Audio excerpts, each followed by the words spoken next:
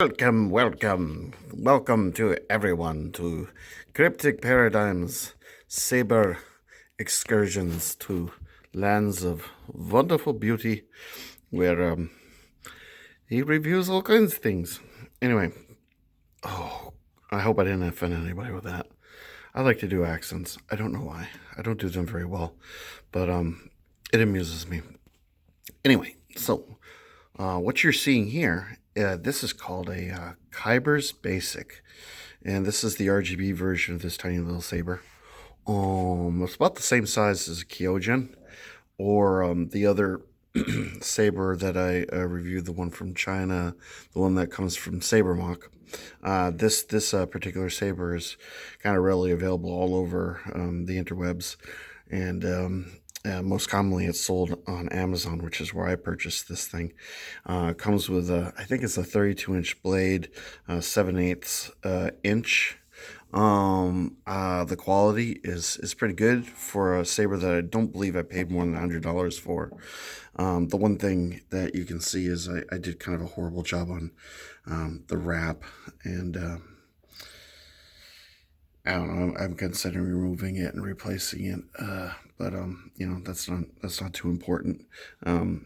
Customizing things with through doing anything to a saber is not really my forte. I don't do installs. It's something I've kind of considered as a experiment I might do someday, but my job basically involves making things. So when I come home, I just mostly want to have fun, and making things isn't really that important to me. At any rate, I digress. So this is a tiny little saber. I'd say, well, if I put my hand up to it, you can kind of get a sense of how large it is, and but it's packed full of features, and I'd say the quality is quite good for something that comes from China and is mass produced. So I'll give you kind of like the visual tour. Got a little S emitter. I really like the S emitter on this thing. It's a very thick material holding in the 7/8 inch blade, which is I think the impetus for having a 7/8 inch blade in this thing. I think trying to put a 1 inch, they'd have to make the emitter paper thin, so they opted not to do that and go for quality instead. You can see the retention screw. This screw holds in the LED, or at least I assume it does. The momentary switch that we have here lights up, and it controls all of the functions, which I'll go through, and there are a lot of them. And this thing has a very peculiar setup and how it functions. But it works, once you get used to it. Recharge port, which has a USB on the other end, so you can plug that into any of your devices or your computer or whatnot. Handle, as I said, I attached the leather wrap, which comes separate in a roll, and has a tiny little bit of two-sided tape that kind of secures it. I actually had to secure it on with more two-sided tape.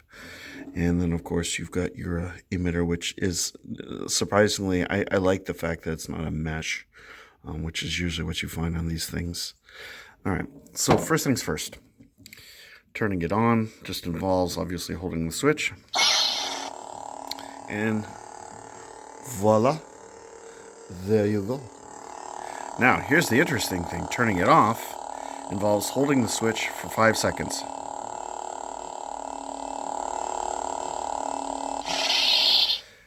How do I know that I've turned it on and held it for 5 seconds? Well, it actually vibrates, and you just have to feel the vibrations. And, once you get to the 5th one, it just kind of turns off. And that's key to operating all the functions of this particular saber. Now, as far as, let me see, the different features. I believe if you hold this down while it's off for 2 seconds, it allows you to cycle through the various fonts. There's 3 of them, and this is the first one.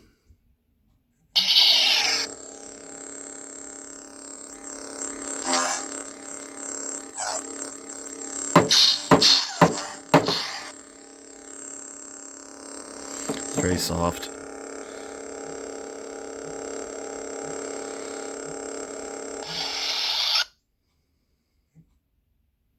2.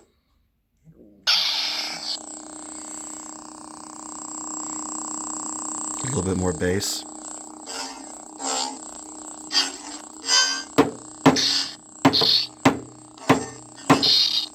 This does have flash on clash, which is really nice.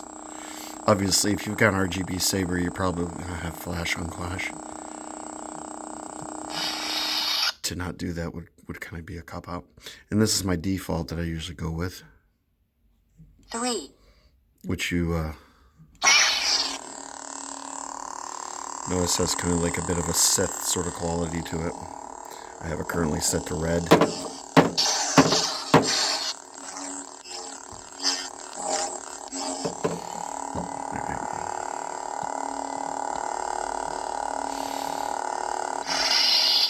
All right, now holding it 3 times.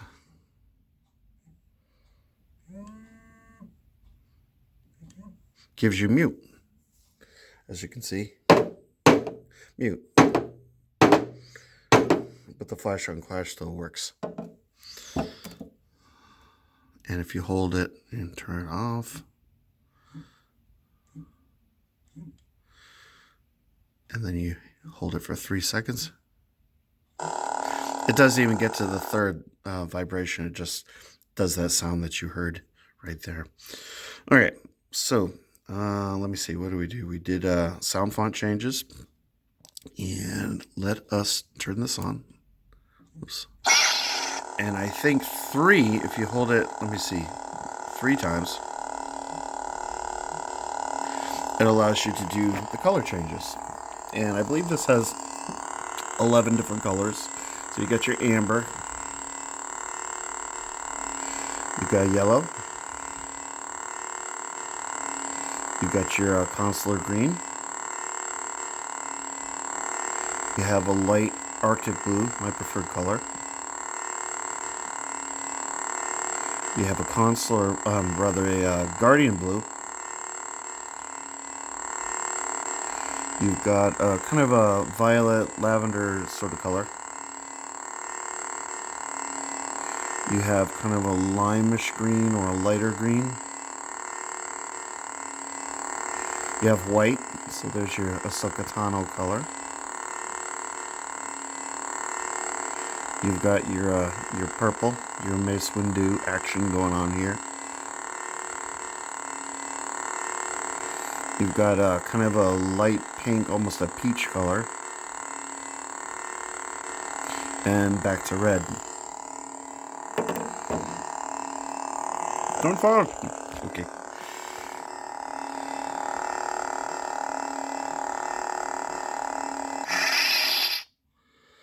Alright, so am I forgetting anything? Let's turn this back on. Now, what happens if I hit it 4 times? I don't remember. Oh, yes, that's your volume control. Holding it 4 times reduces the volume. Oops. Oh, I messed that up.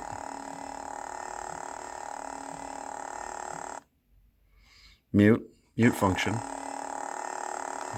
No, wait a minute. That didn't quite go as planned. Everything's going off the rails. There we go. So let's go through these volume changes again.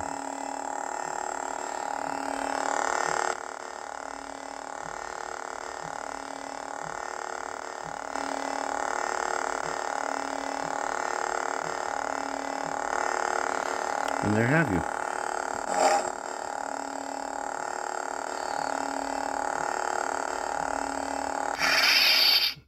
Now, the only thing that can be said for this is the quality of the blade is sort of a, I mean, it's good enough probably for children, but if you were to try to duel with this, I think it's pretty much a thin neck. I don't even know if it has a diffusing film, but if I turn it on, I don't know if this is going to convey, but there's sort of a thinness to it as far as how the light is diffused.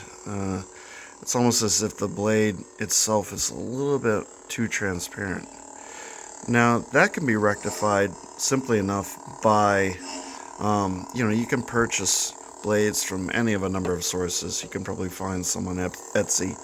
My preferred source, as I've indicated in the past,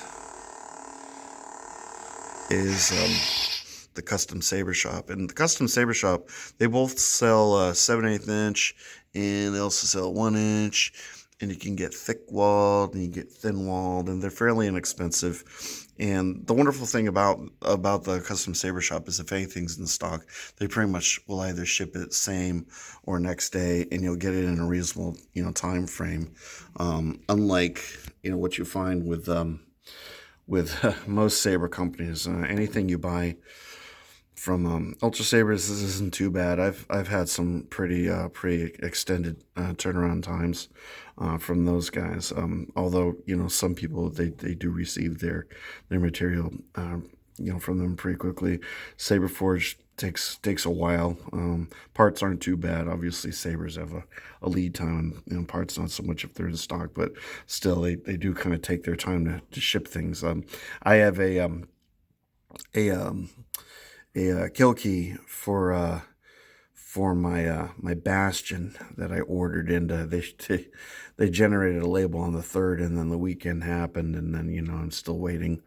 As far as turnaround times go with Saber companies, patience is key, and benevolence is paramount. You can't get too short with these companies because quite often they don't have too many people working there, and they really do what they can. However, I'm a little bit, I don't know. I ordered my key sheet from the pack store, patch store, however you pronounce it, about 3 weeks ago, and the lead time on that's only supposed to be somewhere between 3 to 5 days for a common install. And here it is, 3 weeks, and then I was directed to write to the I don't know if it was the owner, but whoever handles customer service on Facebook, and he said that China is currently having a number of holidays. A lot of countries, when they have holidays, they're all at once, and they tend to know how to celebrate them. Not like in America where we get like a holiday like Christmas, and it's just you get your one day, and then you have to work Christmas Eve. Well, if you're me, which is pretty much if all goes well and you work at a place where you can drink. Or they have parties. Wow, I really digress here. Anyway, so suffice to say, patience is key when you're ordering anything, which is why, in a nutshell, I like to order a lot of my stuff from, forums and markets and at the Etsy store, so I can get things kind of with a degree of speed. Anyway, so I have multiple Sabers coming eventually someday. But I'm kind of running out of things to review, which is why I've kind of gotten down to the dregs, which is not to say that this Saber is the dregs, but it's not the most marvelous thing in the world. But however, I can say if you want an RGB Saber and you don't have much money to spend, you can get one of these for about $100. For $80, you can get one that's a single color, and that's not bad. I mean, it's really. I mean, for what it is, I mean, this thing's just, chock full of features, and it's a nifty little thing. And, with all the Sabers that I have, and I have a lot with RGB, and, I've considered maybe selling this, but then again, it's kind of, there's really no point to it. Anyway, so that pretty much wraps up everything I wanted to say about this Saber, and hope you enjoyed this video. And if at all possible, if you could comment, I'd be more than happy to answer your questions. I love talking to you guys. You guys are just pretty much the bee's knees. You're the bomb shizzle. You guys rock. You do. You're epic. You're totally epic. And I appreciate each and every one of you. So if you feel like subscribing and like my video, that'd be really cool. And I'd appreciate it greatly. And on that bombshell, I want each and every one of you to have a wonderful week, and I will see you very shortly, hopefully with a review of something truly amazing tomorrow. Yes, I have something truly amazing arriving tomorrow. So, bye.